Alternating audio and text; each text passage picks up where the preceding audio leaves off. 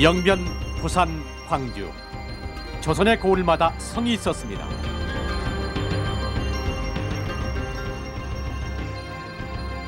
그 많은 성들은 어디로 갔는지 역사추리가 추적합니다.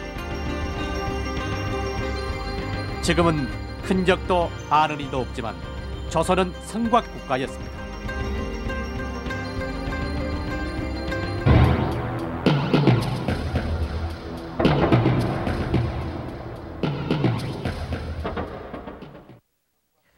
조선이 성곽 국가였다?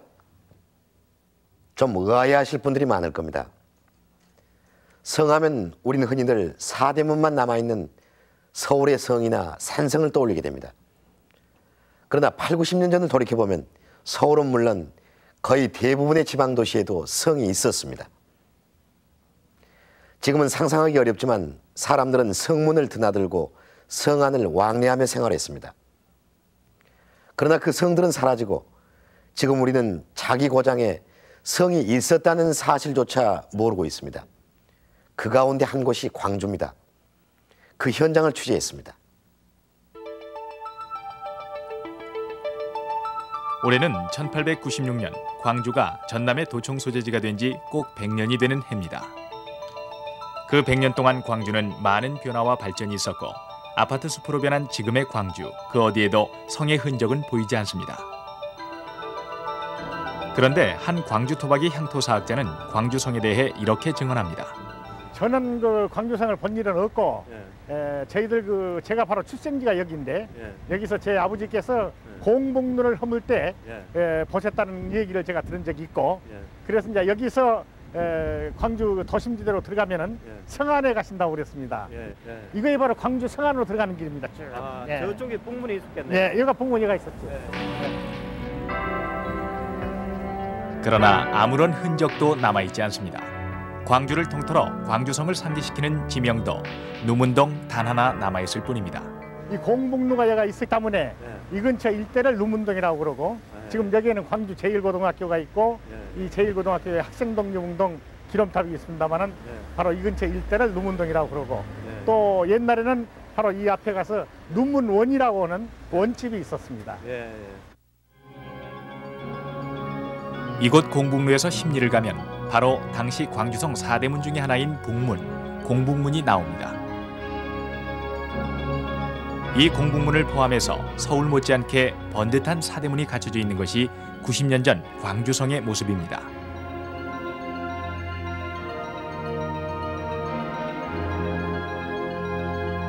남문인 진남문 쪽에는 동헌과 선해청 등 관아 건물이 있고 동문인 서원문 근처에는 객사 건물과 황화로 등 각종 관청이 즐비하게 들어차 있습니다.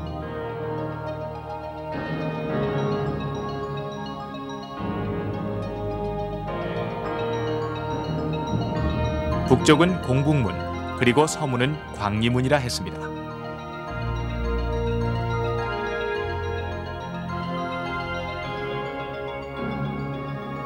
무등산의 아랫자락에 자리 잡아 전남의 중심이 됐던 광주성. 그 둘레는 8,253척, 높이는 9척에 달했습니다. 당시 광주성의 윤곽을 추적해보면 도청 옆이 진남문, 그리고 지금의 충장로가 남문과 북문을 잇는 중심축이 됩니다.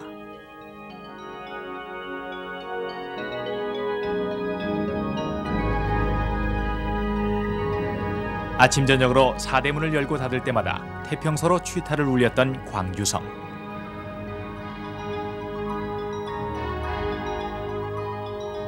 하지만 1905년 을사조약 이후 의병항쟁이 격화되자 일제는 남한 대토벌 작전을 개시합니다.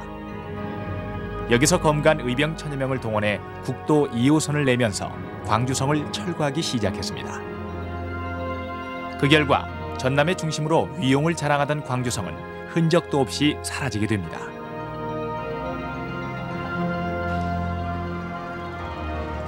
여기는 전라남 도청이고 여기가 전라남도 도청 지금 그 주차장인데요. 옛날에는 여기가 전라남도 지사 관사가 있었던 자리입니다. 좋은 모양이죠. 그래서 지금 여기 그나마도 내가 지금 그 광주 석성 흔적이 남아 있는 유일한 곳입니다. 네.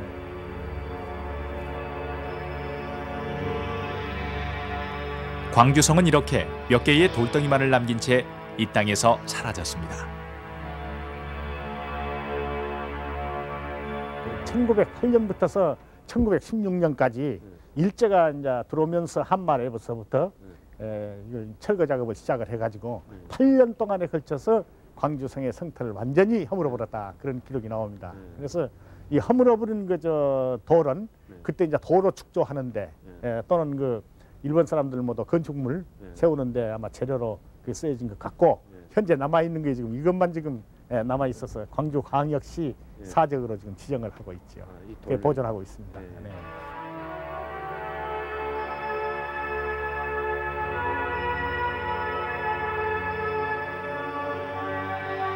이 몇 개의 돌덩이가 광주성의 역사를 모두 말해줄 수는 없습니다.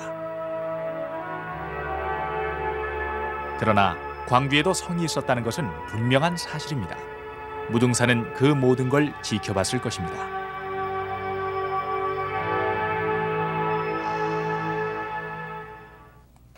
이런 이야기는 비단 광주만의 일이 아닙니다.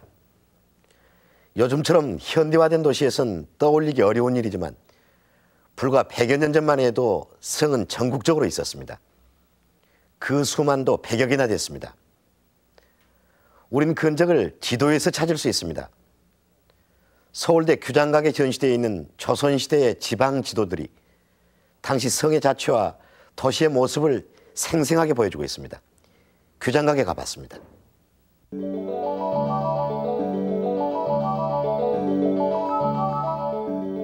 이 지도들은 1870년대 고종 때 만들어진 지방의 군현 지도들입니다. 개항으로 전 국토가 급격한 변화를 겪기 직전에 각 지방 모습을 생생하게 담고 있습니다.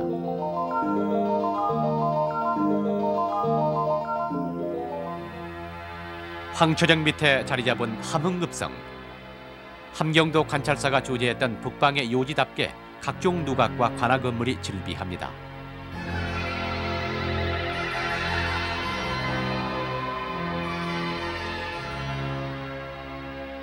철옹성이라 불렸던 영변성은 난공불락의 요새였습니다. 병자호란 때는 청나라 군사가 7일간이나 포위했으나 함락시키지 못했습니다.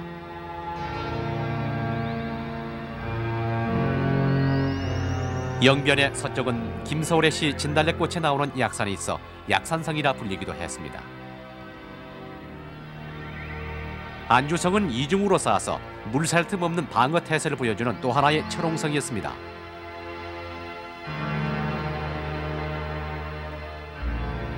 황해도 해주성의 모습입니다.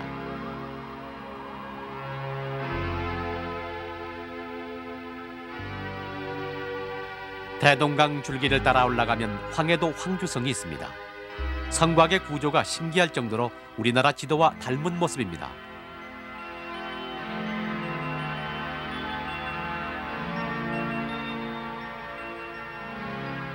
송악산과 만월대를 성 안에 고스란히 담고 있는 개성. 멀리 있지 않아도 지금은 갈 수 없는 땅 개성의 모습입니다.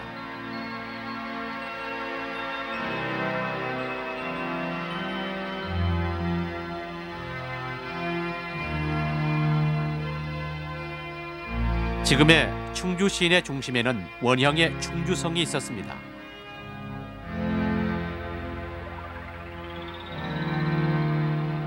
같은 충청도인 청주성도 비슷한 모습을 하고 있습니다.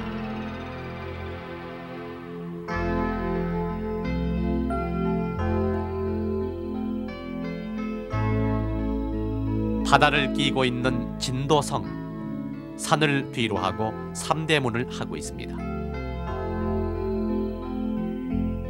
전라도 지리산 자락의 구례, 성 안에는 논도 보입니다.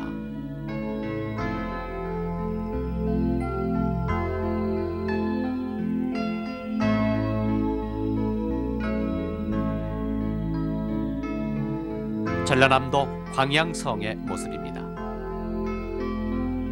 남강을 낀 진주성은 내성과 외성의 이중 구조로 임진왜란 때에는 육전에서 첫 승리를 거둔 곳이기도 합니다.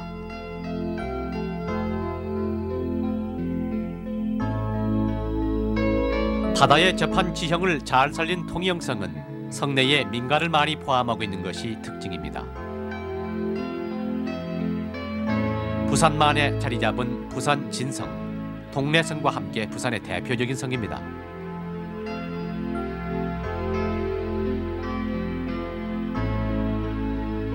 커다란 연못을 끼고 있는 안동성입니다. 주위에 바다와 경포호가 보이는 강릉은 한쪽 벽을 산으로 해서 2개의 성문이 있습니다.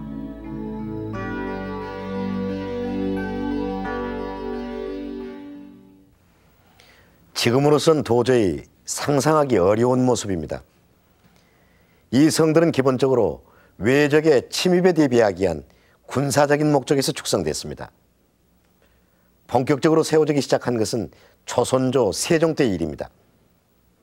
그럼 조선이 이처럼 성곽 국가로서의 면모를 지니게 된 배경은 무엇일까요?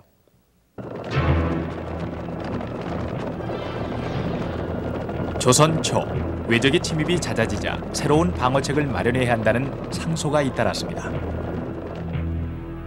전하, 외적의 침입이 있을 때마다 산성으로 피신하는 일은 번거롭고 피에 막심한 일이 아닐 수 없사옵니다. 평지에 성을 쌓아서 평상시에는 성 밖에서 일하고 변고가 생기면 성 안에 들어가 적과 싸울 수 있게 하옵소서. 정컨대 해안에 성을 쌓아서 외적의 침입을 초기에 막아야 할 줄 아려옵니다. 이에 세종은 축성을 지시하고 성 쌓는 방법과 내용을 규정한 축성 신도를 반포하기에 이릅니다. 흙으로 된 토성들을 다시 돌로 고쳐 쌓는 한편 전국에 걸쳐 대대적으로 새로운 성을 쌓았습니다. 유사시에 산성으로 대피하는 것이 아니라 마을에서 관청과 백성을 지키면서 적과 싸울 수 있는 읍성을 본격적으로 쌓기 시작한 것입니다.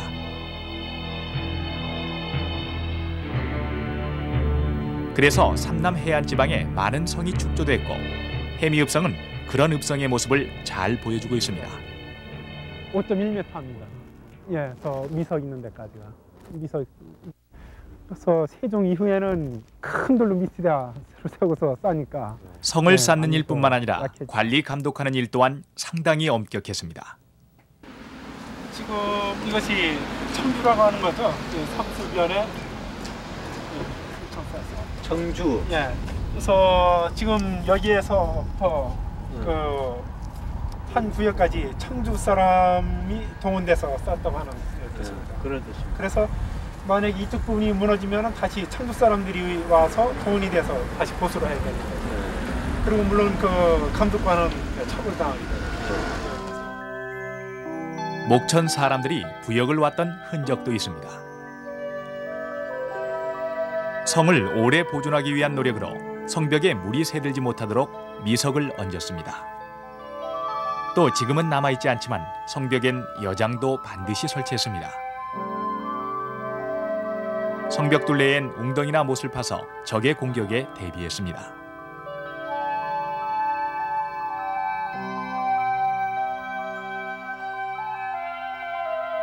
이렇게 축조된 읍성은 당시 전국적으로 그 수가 100여 개에 달했습니다.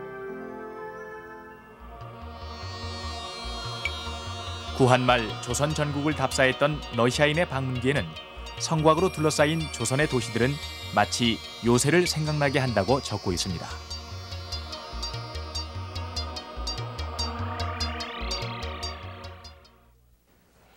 성은 또한 각 지역의 구심점이었습니다.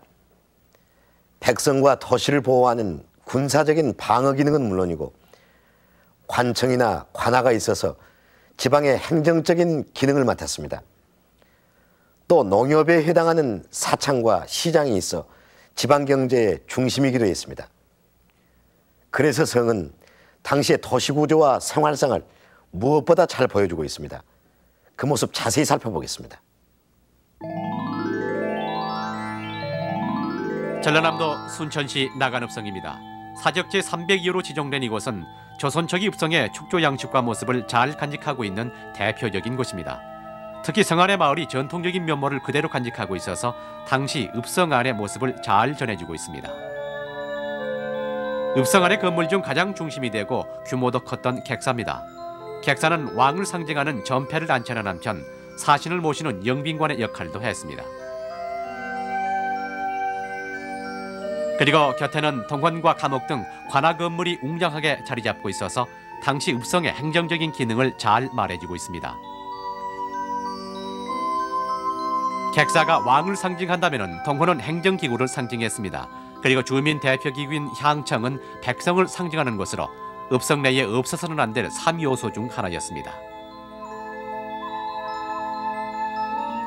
아침 저녁으로 열고 닫는 성문을 통해 백성들은 성을 출입했습니다. 성문은 성의 방어에도 가장 중요한 것으로 견고하게 쌓았습니다.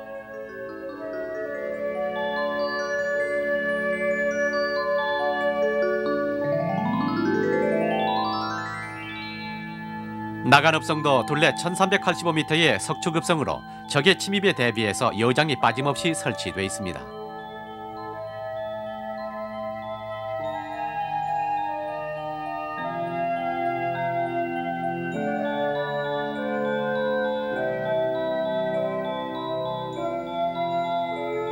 성안이 행정의 중심이라면 대부분의 민가들이 모여있는 성 밖은 경제활동과 문화활동의 공간이었습니다.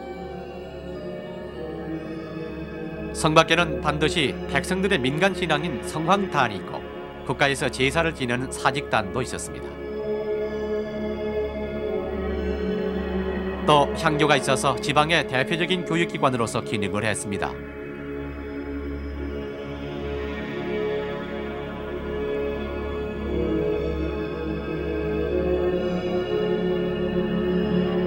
또한 아주 특이한 것으로는 객사했거나 보살펴줄 이가 없는 혼령을 제사 지내주는 여단이라는 제단이 있었습니다. 여단은 조선시대 어느 고을에나 반드시 설치되어 있었는데 이는 통치자의 선정을 의미하는 것이었습니다. 장시, 즉 시장은 읍성 안에도 있긴 했지만 주로 성곽 주변에 장이 있었습니다. 그래서 성은 경제활동의 중심이 됐습니다. 또 지금의 농역과 같은 기능을 하는 사창이 곳곳에 있었습니다.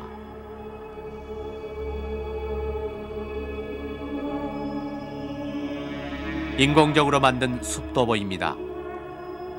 이 같은 읍성은 고을의 중심이었을 뿐만 아니라 자연과 잘 조화를 이루는 모습을 보여주고 있습니다.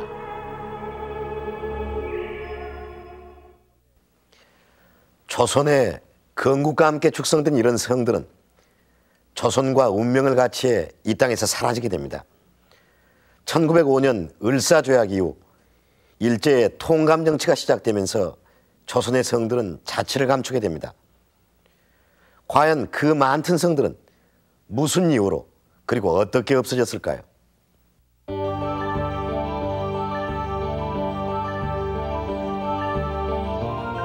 충남 홍성군 홍성읍. 이곳 홍주성은 다듬고 고쳐 쌓은 성벽만 보아도 세월의 시련과 아픔을 들여다볼 수 있습니다. 홍주에선 1896년과 1906년 두 차례에 걸쳐 항일 의병 투쟁이 크게 일어났습니다. 특히 1905년 을사조약 이듬해인 무오년의 홍주성 전투는 일제에 격렬히 항거한 유명한 의병 전투였습니다. 의병들은 당시 일본군이 주둔하고 있던 홍주성을 탈환했지만 13일간의 전투 끝에 다시 성을 내주고 맙니다. 이 홍주성 전투에서 의병 1000여 명이 전사했습니다.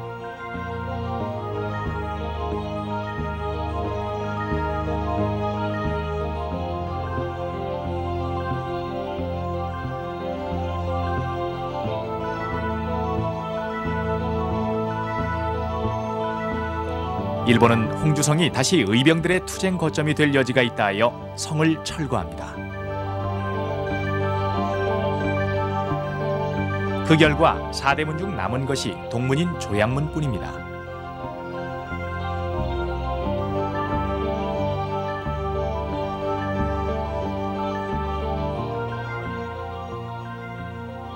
항일 합방 후에 일본 사람들이 주둔하면서 이 고의적으로 회처를 북문과 서문을 불살라서 회처를 하고 그리고서 그 나머지 여성을 전부 없앴는데 그때 당시 홍주군민, 홍주민들이 반발을 해서 조양문은 현재까지 보존되어 있는 겁니다.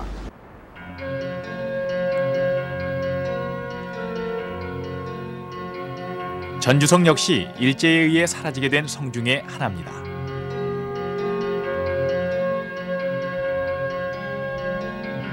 전주는 조선시대 태조 이성계의 본관으로 왕조의 고향이라 해서 크게 융성했던 곳입니다. 전주성은 풍남문 등 4대문이 크게 위용을 자랑했던 큰 성이었습니다.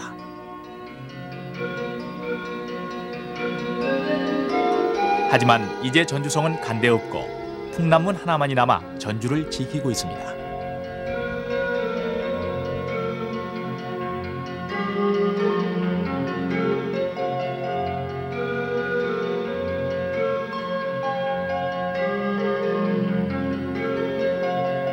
조선 초인 1388년 쌓아져서 성내부 면적만 18만 평에 달하는 규모였던 전주성의 모습입니다.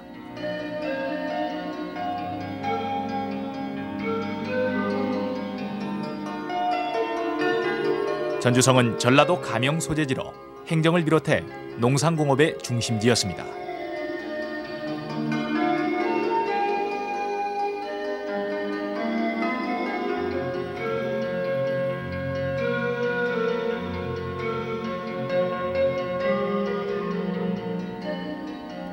그러나 전주성은 1899년 군산항 개항, 그리고 1907년 전주와 군산을 잇는 전군도로의 개통과 함께 사라지게 됩니다.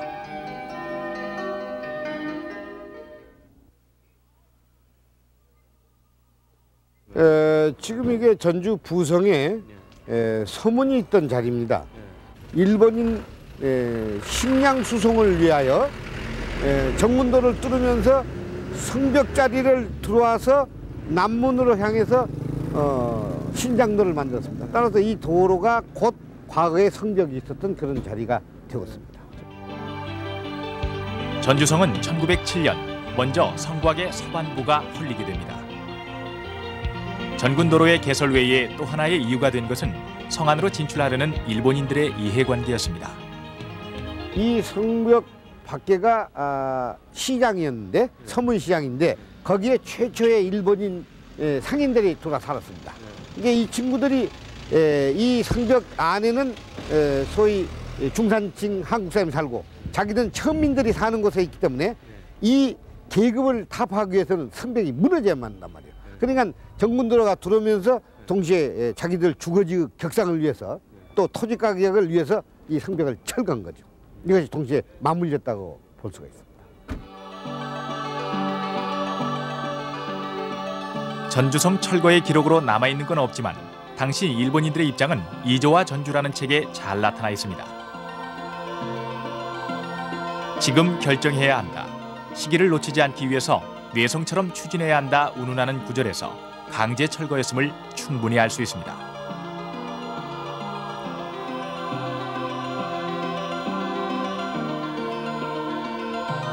이렇게 서반부는 철거했지만 나머지 동반부 철거는 그리 간단치 않았습니다.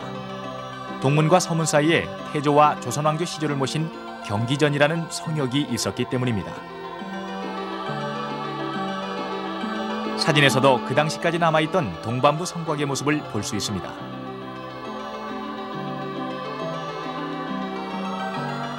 그러나 1910년 한일 합방이 되면서 조선 총독부는 시구 개정, 도로 규칙 등 지방도시 개조 계획을 대대적으로 추진합니다. 도시구조 근대화라는 구실을 내세웠지만 사실 이것은 성곽 철거를 의미했습니다. 그렇게 해서 1911년 남아있던 동반부 성곽마저 헐리고 전주성은 자취를 감추게 된 것입니다.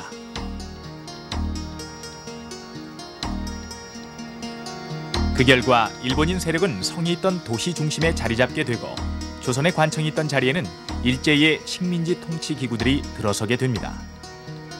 이렇게 일제가 직접 성곽 철거령을 내린 건 아니지만 이런저런 구실로 조선의 성은 한일합방 무렵 일제히 철거됩니다.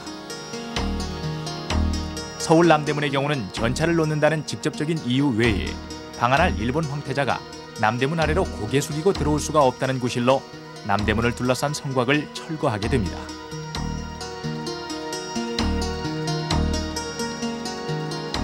대구성은 경부선 철도를 놓으면서 일제에 의해 무단으로 철거됩니다. 그 성곽이야말로 문자 그대로 왕권의 상징입니다. 조선시대의 상징을 가지고 있는데 이미 1905년에 을사보호조약이 맺어짐으로써 일본의 침략적 그 도가가 들어왔단 말씀입니다.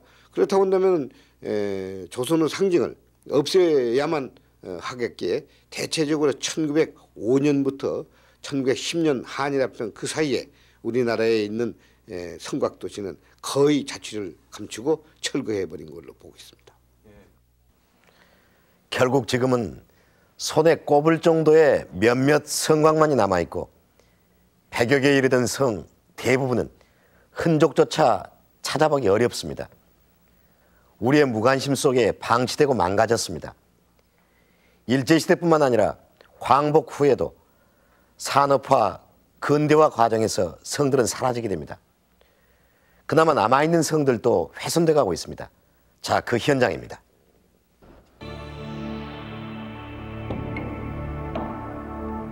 금강을 지키는 길목인 이곳은 장암 진성입니다. 고려말 채무선이 처음으로 화약을 이용해서 왜구를 물리쳤던 곳으로 백제 때에는 나당 연합군이 상륙했던 역사의 현장입니다. 그런데 이곳에 지금 성을 허물고 그 중간을 뚫고 가는 산업도로 건설이 한창입니다.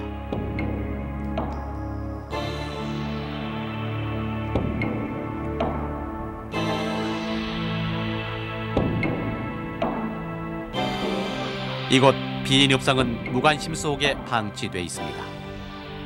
문화재라고 하지만 전혀 돌본 흔적이 보이지 않습니다. 이게 일하는 것이 7단 정도까지 올라가고요. 네. 그 위에는 되게 이제 사람 머리 크기 돌로 해서 위에를 덮고 왔죠. 남은 것이라고는 불과 성곽 수십 미터에 불과하지만 성의 흔적이라고는 찾아볼 수 없는 실정입니다.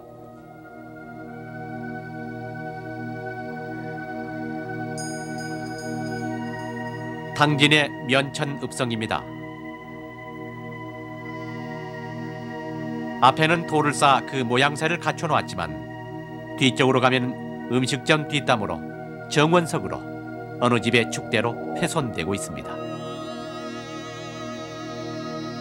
70년대 새마을 운동 등 근대화 과정에서 도로 건설용으로 축대로 많은 상처를 입었던 성. 그러나 지금도 성에 대한 인식은 전혀 나아지지 않았습니다. 근데 한번 문화재라고 하는 것은 훼손되면은 원상으로 복구하는 것은 불가능하거든요. 그렇기 때문에 지금이라도 그 남아있는 성이라도 잘 보존하는 것이 가장 중요하고요. 그리고 앞으로 여력이 있다면은 점차 조금씩 복원을 해서 그 지방의 그 문화의 산실로 이렇게 삼고 또 자긍심을 키워나가는 것이 상당히 중요하다고 이렇게 생각합니다. 고창 모양성의 성밟기 놀이는 읍성이 역사와 문화 그리고 지역민을 잇는 끈이 되는 현장입니다. 부녀자들이 머리에 돌을 이고 성을 한 바퀴 돌면 다리병이 낫고 두 바퀴를 돌면 무병장수하며 세 바퀴를 돌면 죽어 저승길이 혼이 튀어 극락에 갈 수 있다고 합니다. 결국은 돌을 이고 가서 보수하고 다지게 하는 한 방법인 셈입니다. 하지만 이런 지혜와 관리가 오늘날의 고창읍성의 존재를 잇게 한 가장 큰 힘이었습니다. 오랜 역사에서 늘 우리와 함께 있던 성. 그 성은 이렇게 피치 못할 사정과 무관심 속에 사라졌고 또 훼손됐습니다. 그러나 그 사실조차 까맣게 모르고 있는 것이 우리의 현실이기도 합니다. 최근 경복궁 복원을 위한 대대적인 계획이 진행되고 있지만 이 같은 노력은 이제 각 지방으로도 옮겨져야 하지 않을까요? 지방자치시대입니다. 이제 내고장의 색깔과 문화를 올바로 찾아내야 할 때입니다. 성곽국가로서의 강인함과 위용을 보여줬던 성, 그 흔적이라도 남아있는 지금 복원을 시작하지 않으면 우리는 영원히 그 기회를 놓쳐버리게 될지도 모릅니다. 역사추리 오늘 여기서 마치겠습니다.